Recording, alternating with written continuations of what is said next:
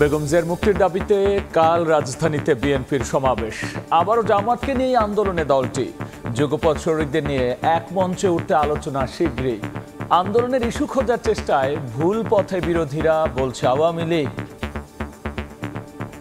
আমাদের সাথে ওই দূরত্ব এখন আর নাই। অল ভুক্তভোগী যখন একত্র হইয়াই এই সরকারের পতন ঘটাইতে হইব। সব রাজনৈতিক দলগুলো যুগবদ্ধভাবে আন্দোলন চালিয়ে যাওয়ার আমরা সিদ্ধান্ত নিয়েছি। মূল একটি লক্ষ্য, সেই লক্ষ্যটি হচ্ছে যে দেশে গণতান্ত্রিক যে অধিকার সেটাকে ফিরিয়ে নিয়ে আসা। আন্দোলনের ইস্যু খোঁজার চেষ্টা করছে, তারা আবারও ভুল পথে হাঁটছে। দেখছিলেন প্রধান শিরোনাম। সন্ধ্যার সময় সঙ্গে আছি আমি গোলাম রাব্বি। এবার অন্যান্য শীর্ষ সংবাদ। মতিরের পর এবার এনবিআর এর প্রথম সচিব মাহমুদ ফয়সালের নামে অঢেল সম্পত্তি, 700-রও বেশি অ্যাকাউন্ট, 16 কোটি টাকার সম্পদ জব্দের আদেশ। বিদেশে পাচার হয়েছে কিনা তদন্তে দুদক। তিস্তা মহাপরিকল্পনায় ভারতের আগ্রহ শুধুই কালক্ষেপণ, দাবি নদী গবেষকের। চীন ভারত দ্বৈরথে ফের প্রকল্প নিয়ে শঙ্কায় বাসিন্দারা, নিজস্ব অর্থায়নে বাস্তবায়নের তাগিদ। 3 দিন ধরে বন্ধ পায়রা তাপবিদ্যুৎ কেন্দ্রের একটি ইউনিট। দক্ষিণাঞ্চল সহ বিভিন্ন এলাকায় ভয়াবহ লোডশেডিং, কোথাও কোথাও 10 ঘন্টাও থাকছে না বিদ্যুৎ, অতিষ্ঠ জনজীবন।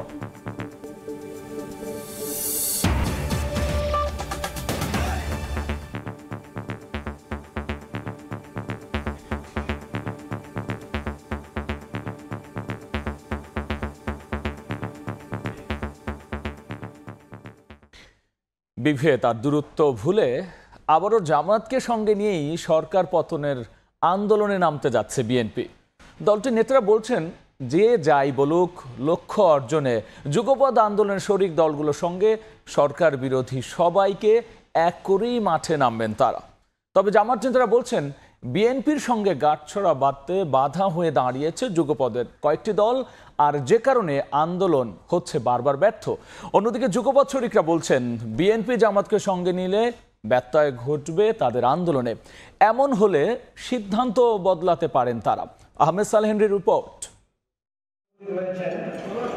2006 সালে ক্ষমতা ছাড়ার পর 2015 সাল পর্যন্ত সরকার বিরোধী আন্দোলনে বিএনপির প্রধান শক্তি হয়ে পাশে ছিল জামায়াত ইসলাম। সে সময় বেশ শক্তি প্রদর্শন করে ইসলামী চিন্তাধারার এই দলটি। আর সেই সময় মানবতা বিরোধী অপরাধে জামাতের শীর্ষ পর্যায়ের একাধিক নেতা দণ্ডিত হলেও বিএনপির নিষ্ক্রিয়তায় টানাপোড়েন বাড়তে থাকে তাদের সাথে। একই সঙ্গে বিএনপির উপর বাড়তে থাকে আন্তর্জাতিক চাপও।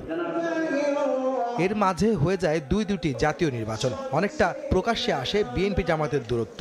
তবে বেশ কয়েকটি সামাজিক অনুষ্ঠানে জামাতের শীর্ষ নেতারা সেই দূরত্ব ও ভেদাভেদ ভুলে আবারও একসাথে পথ চলার ইঙ্গিত দেন। ছোটখাটো সকল ভেদাভেদ ভুলে গিয়ে জাতির বৃহত্তর স্বার্থে। জামাত নেতারা বলছেন, সম্প্রতি সরকার পতনের এক দফা দাবির আন্দোলনের ব্যর্থতার পেছনে রয়েছে যুগপৎ আন্দোলনে শরিক কয়েকটি দল, যাদের কারণেই বিএনপির সাথে মতবিরোধ ও দূরত্ব বেড়েই চলেছে তাদের। আমাদের দিক থেকে কোনো কমতি আছে আমরা মনে করি না। কোনো রাজনৈতিক দলের শত্রু না। ডান হোক বাম হোক, মিলেমিশে কাজ করতে হবে। একই কর্মসূচি বাস্তবায়নের জন্য একসাথে নামতে হবে মাঠে। এখানে ঘাটতি আছে। কারা আসলে বাধা হয়ে দাঁড়াচ্ছে? কোনো রাজনৈতিক শক্তি দল। তাহলে কি সেই ঘাটতির কারণেই আন্দোলনটা ব্যর্থ হয়েছে? অবশ্যই ঐক্যবদ্ধ আন্দোলনে কোনো ক্ষেত্রে ত্রুটি আছে, না থাকলে তো আন্দোলন সফলতার দিকে চলে যেত। তবে এ নিয়ে বাম দলগুলোর মধ্যে মতপার্থক্য থাকলেও শরিকরা বলছেন, জামাতকে নিয়ে বিএনপি আন্দোলনে গেলে নতুন করে সিদ্ধান্ত নেবেন তারা। ইঙ্গিত দেন, আন্দোলনে হতে পারে ছন্দপতন। আমরা কোনো দ্বিধাদ্বন্দ্বের মধ্যে নেই।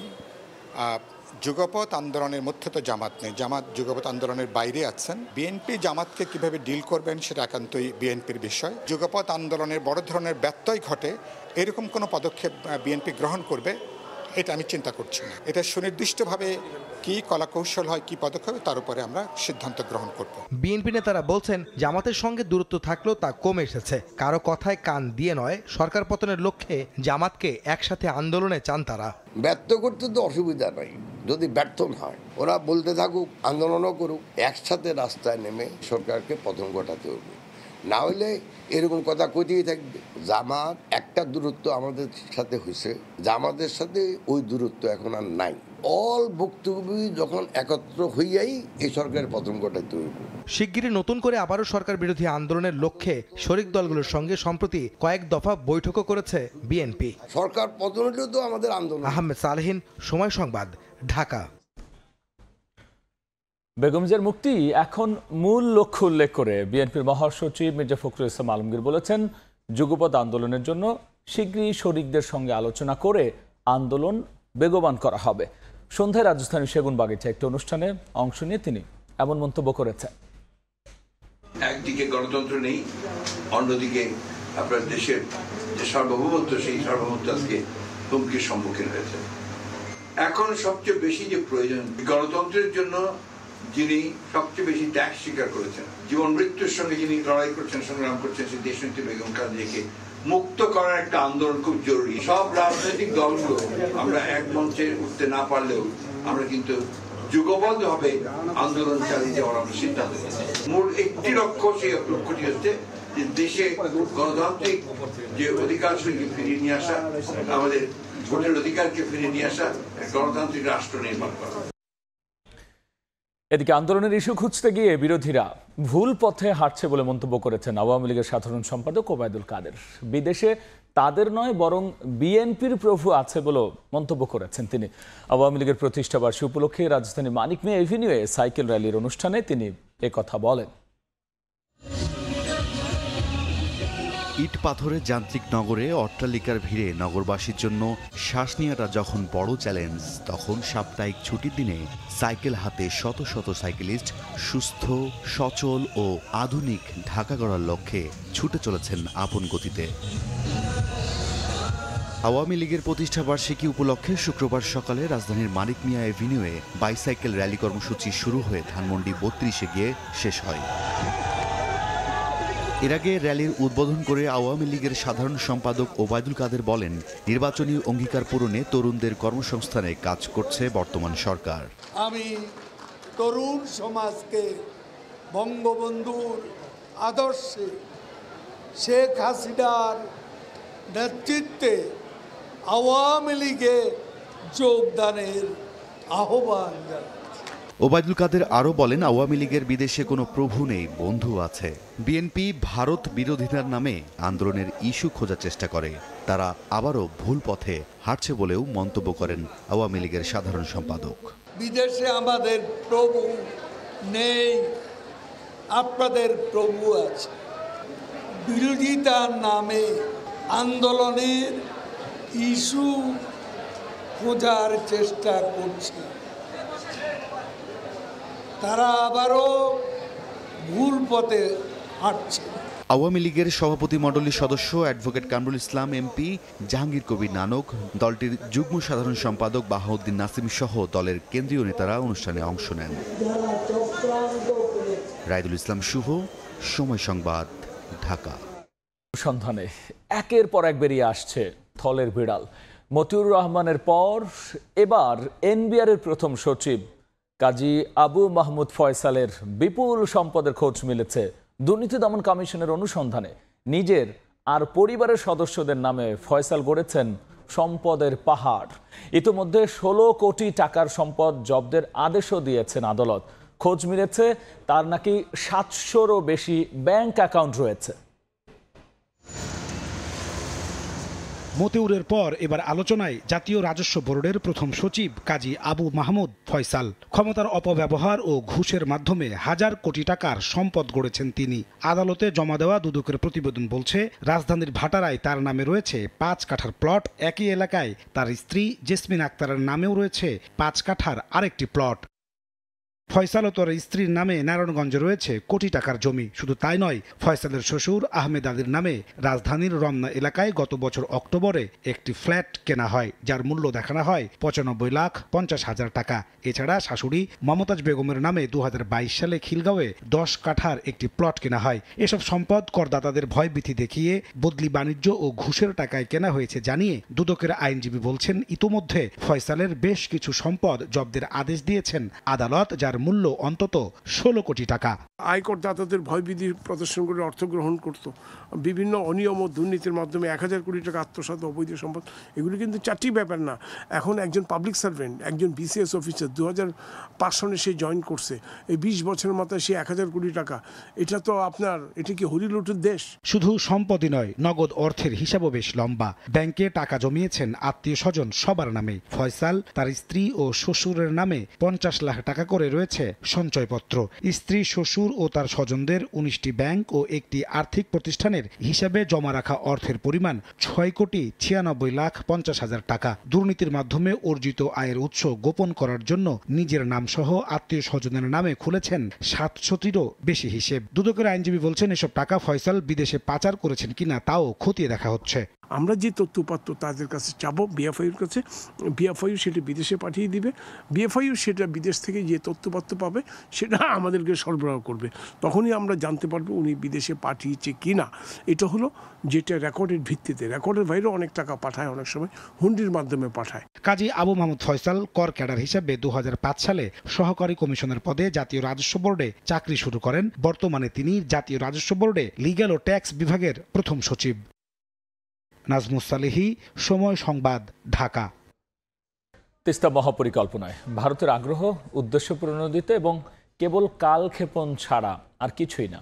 যারা তিস্তার পানি দিতে নারাজ তারা এই প্রকল্পে কতটা আন্তরিক হবেন, এমন প্রশ্ন নদী গবেষকের। চীন ভারত দ্বৈরথে এই প্রকল্প ঝুলে গেলে তৈরি হবে নানা প্রশ্নের। নাজমুল ইসলাম নিশাদের কাছে শুনব বিস্তারিত। नदी के संरक्षण एवं प्रबंधन पर बातचीत के लिए शीघ्र ही एक टेक्निकल टीम বাংলাদেশ का दौरा करेगी। তবে একই প্রকল্পে ভারতের কারিগরি দল পাঠানো ও নতুন করে সমীক্ষার প্রস্তাব, বিনিয়োগ এবং একই সাথে পশ্চিমবঙ্গের মুখ্যমন্ত্রী মমতা বন্দ্যোপাধ্যায়ের সরাসরি বিরোধিতা নিয়ে উঠেছে নানা প্রশ্ন। তিস্তায় 14টা হাইডেল পাওয়ার হচ্ছে, তখন চোখে দেখেনি।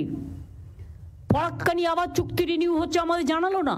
এদিকে 27 জুন পররাষ্ট্রমন্ত্রী হাসান মাহমুদ সাংবাদিকদের জানান, তিস্তা যেহেতু ভারত ও বাংলাদেশের যৌথ নদী, সে কারণে ভারত সহযোগিতা করলেই ভালো হয়। তিস্তা যেহেতু দুই দেশের যৌথ নদী, ভারত এবং বাংলাদেশের, সেই ক্ষেত্রে আমরা মনে করি এটি যদি ভারত আমাদেরকে প্রয়োজন অনুযায়ী সহায়তা করে তাহলে সেটি ভালো। তবে গবেষকরা বলছেন, যে দেশ তিস্তার পানি শোষণ করছে দীর্ঘ সময়, তিস্তাকে মেরে ফেলার সব আয়োজন করেছে, তাদের এমন প্রস্তাব শুধুমাত্র সময়ক্ষেপণ। তিস্তার সঙ্গে পানি বন্টন চুক্তি চূড়ান্ত হয়ে আছে, শুধু সই করলে হয়।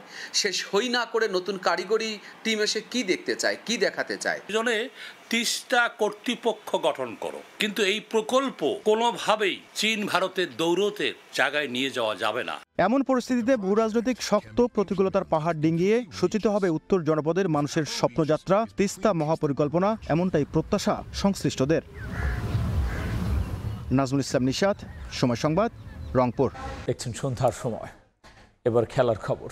সাকিব, মাহমুদুল্লাহ দুই সিনিয়র ক্রিকেটারের অফ ফর্মের কারণেই বিশ্বকাপে ভরাডুবি হয়েছে বাংলাদেশ। এ দুজন ফর্মে থাকলে ফলাফল ভিন্ন রকম হতো বলে জানান পেসার তাসকিন আহমেদ। টি-20 বিশ্বকাপের ব্যর্থ মিশন শেষে খালি হাতে দেশে ফিরেছে টাইগাররা, তবে একদিন আগেই লুকিয়ে দেশে ফেরেন সাকিব।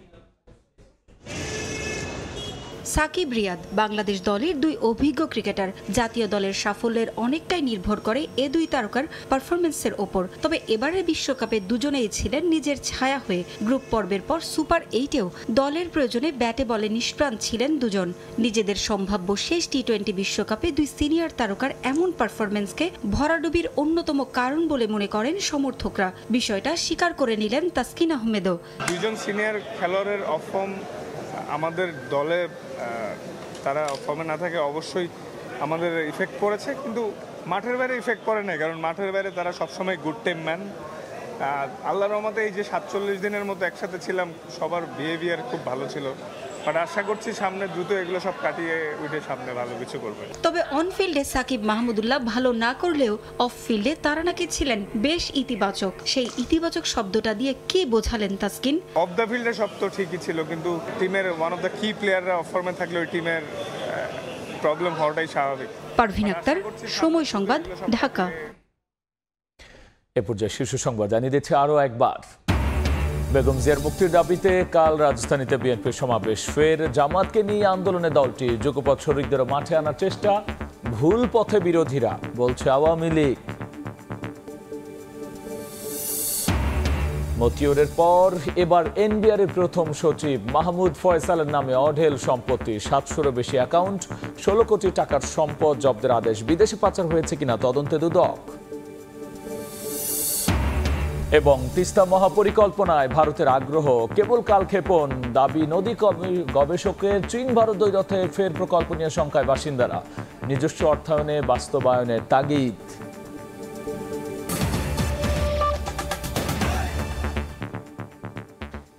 এই ছিল আমার কাছে থাকা সন্ধ্যার সময়। এরপর জনপদের সময় নিয়ে যুক্ত হবেন সহকর্মী ছোয়া খন্দকার। ধন্যবাদ রাব্বি। জনপদের সময় নিয়ে ফিরছি কিছুক্ষণ পর, সঙ্গেই থাকুন সময়ের।